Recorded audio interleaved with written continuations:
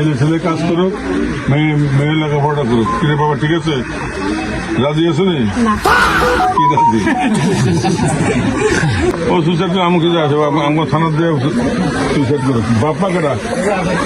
তোর বাপ কে? মরে গেলে 20 কোটি লোক 2-4টা মূল্যে কিচ্ছু হবে না, কিন্তু বাল্য বিবাহ হতে দেবে। ঠিক আছে? আপনি কি বাপ? আপনার মা বিয়ে দিয়েছেন কোথায়? ছেলে বউ?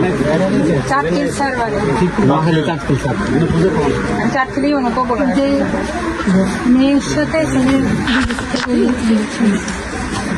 মেয়েটা দেশের জানতে পারবো জানা এরপরে বলছে মানে আমরা জানাইছি। এখন আমরা তো মান সম্মানের দিকে দিতে আছি, আমাদের দিতে আছি। আমরা তো আর আর্থিক অবস্থা ভালো না, মানে আমরা যাতে করে পেরে যাই। ছেলে মেয়ে দুজন, মেয়ে একটা ছেলে। কারণ যদি সম্পর্ক করে থাকে বাবা, আপনি সম্পর্ক সম্পর্ক থাকুক, কিন্তু বিয়ে দিতে পারবো না। এখন যদি ছেলেও যেতে পারবো না, মেয়েও যেতে পারবো না। এই দায়িত্ব যদি নেন, মেয়েদের লেখাপড়া শিখাতে হবে।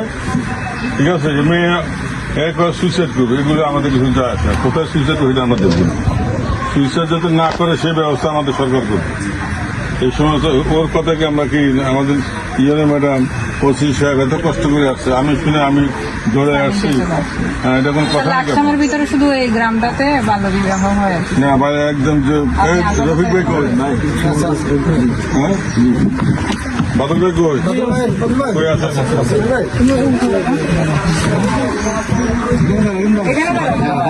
তুমি স্যার হচ্ছে যে এখানে মানে এখন তো চিনো তুমি, উনি আসছিল তোমাকে বোঝানোর জন্য। ঠিক আছে? তুমি ভালো মেয়ে, তোমার এখন 16 বছর 4 মাস, 18 বছর হইলে তোমার আব্বা মা বিয়ে দিয়ে দিবে, সমস্যা নেই। তুমি এখন যেভাবে আছে পড়ালেখাটা চালাও, আমি ছেলেকেও বলে দিব, ও এসে মানে তোমাকে নিয়ে যাবে 18 বছর। ঠিক আছে? বুঝতে পেরেছো? লেখাপড়া করতে তো ভালো খরচ নাই, যদি কিছু লাগে সেটা আমরা দিয়ে দেবো। সমস্যা নাই, আমরা হেল্প করবো। ঠিক আছে? আপনার ছেলে মেয়ে কয়জন? ছেলে একটা মেয়ে, ছেলে কত বড়? ছেলে পড়ে কোথায়? ছেলে শিশু শ্রেণীতে পড়ে। আর মেয়ে? ক্লাস 7 জ্যোতি